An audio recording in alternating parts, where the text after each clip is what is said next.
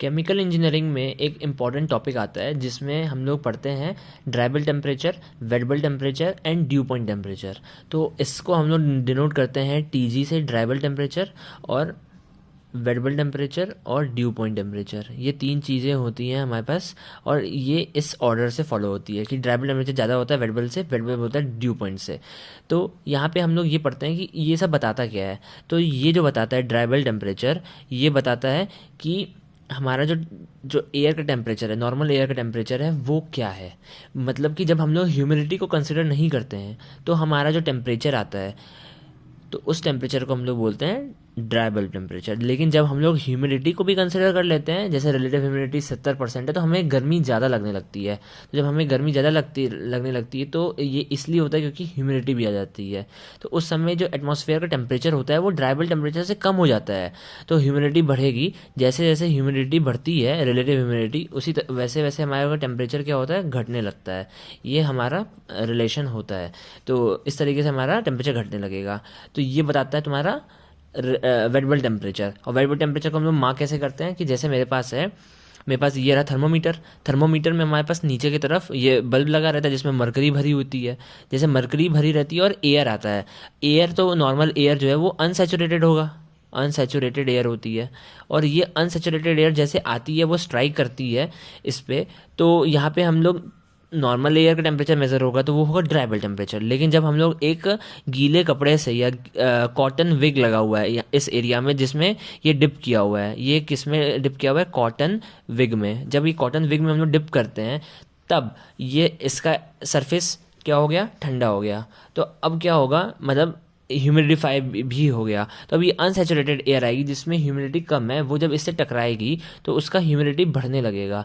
तो जैसे जैसे उसका ह्यूमिडिटी बढ़ेगा तो क्या होगा, वो ये सराउंडिंग में जो एयर पार्टिकल्स आएंगे वो इस कॉटन विक की जो ठंडा वाला चीज़ है उसको ले करके क्या होगा, इवेपोरेशन हो जाएगा। और सेल्फ इवेपोरेशन होने की वजह से ये वाला एरिया जो होगा वो ठंडा होने लगेगा।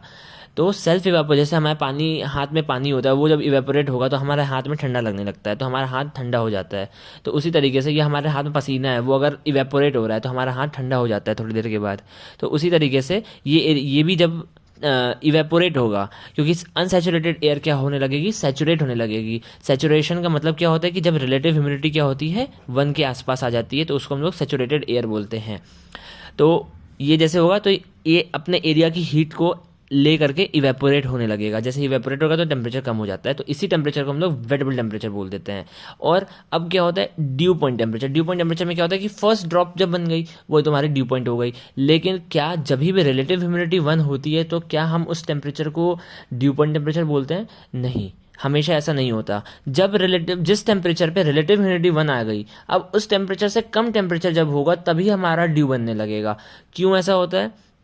क्योंकि अब उस टेम्परेचर से कम टेम्परेचर करेंगे तो जो अमाउंट ऑफ वाटर वेपर पहले एटमॉस्फेयर में थी अब उतनी नहीं होल्ड कर पाएगा, क्योंकि उसकी जो कैपेसिटी है वो होल्ड करने की वो घट गई। पहले मान लेते हैं कि मेरे पास कुछ एक एब्सोल्यूट ह्यूमिडिटी थी। एब्सोल्यूट, ये हम लोग किसके लिए बात कर रहे हैं, ये हम लोग बात कर रहे हैं ड्यू पॉइंट टेम्परेचर की। तो जब ह्यूमिडिटी आई तो मान लेते हैं पहले मतलब कि 0.8 kg मान लेते हैं। पहले रिलेटिव ह्यूमिडिटी 0.8 kg थी। इसका मतलब क्या है कि अमाउंट ऑफ वाटर वेपर पर kg ड्राई एयर, तो इतना kg वाटर वेपर था और पर kg ड्राई एयर में इतना kg वाटर वेपर था। अब क्या हुआ, हमने टेम्परेचर को क्या किया, घटाया। टेम्परेचर जो हुआ वो घटा। जैसे टेम्परेचर घटा तो जो अमाउंट ऑफ वाटर वेपर पहले थी अब वो उतनी नहीं रह पाएगी, क्योंकि उसकी एब्सोल्यूट ह्यूमिडिटी क्या होगी, घटने लगेगी। तो ह्यूमिडिटी जब घटेगी तो अब मान लेते हैं 0.6 kg ही उसमें रहेगा वाटर वेपर पर kg, 1 kg ड्राई एयर में अब इतना ही वाटर वेपर रह पाएगा।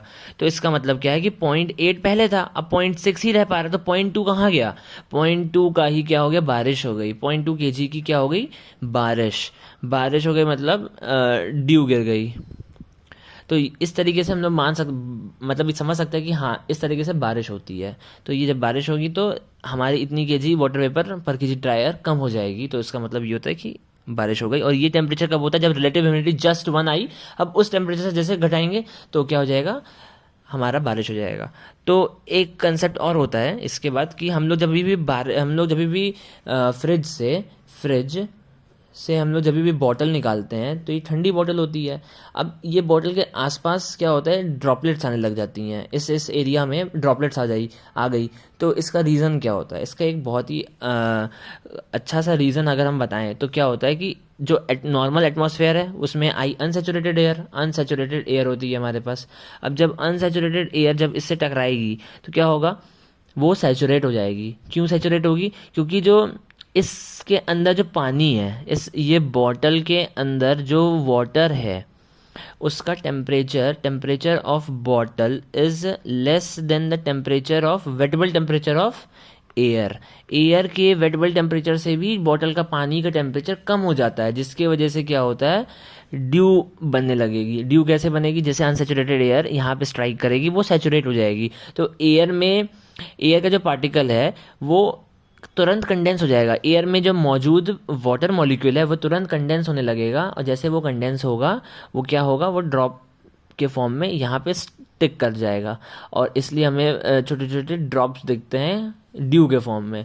और ये सेम तरीके से हम लोग समझते हैं, जैसे हम लोग पत्ता होता है सुबह सुबह ठंड के मौसम में जो लीव्स होते हैं, लीव्स के ऊपर हमारा ड्यू पड़ी हुई होती है। वो इसीलिए होती है क्योंकि ड्यू गिर गई रात में, इसलिए, और क्योंकि रिलेटिव ह्यूमिडिटी 1 हो गई थी और जो मात्रा रिलेटिव एब्सोल्यूट ह्यूमिडिटी थी वो घट गई। तो ये होता है पूरा कंसेप्ट, हम लोग इस तरीके से समझते हैं। और रिलेटिव ह्यूमिडिटी का फॉर्मूला क्या होता है? Partial pressure divided by vapour pressure. ये होता है हमारा रिलेटिव ह्यूमिडिटी का फॉर्मूला। तो इस तरीके से हम लोग ड्राइबल टेम्परेचर, वेटेबल टेम्परेचर और ड्यू पॉइंट टेम्परेचर समझ सकते हैं। टेम्परेचर का क्या रिलेटिव ह्यूमिडिटी के साथ है, और कैसे हम लोग वेटेबल टेम्परेचर फाइंड करते हैं, कैसे हम लोग एब्सोल्यूट ह्यूमिडिटी को ड्यू पॉइंट टेम्परेचर से कैसे हम लोग समझ सकते हैं। और उसके बाद हमारा फ्रिज में पानी वाली बॉटल वाला कंसेप्ट हो गया कि क्यों ऐसा होता है। तो thank you and have a nice day.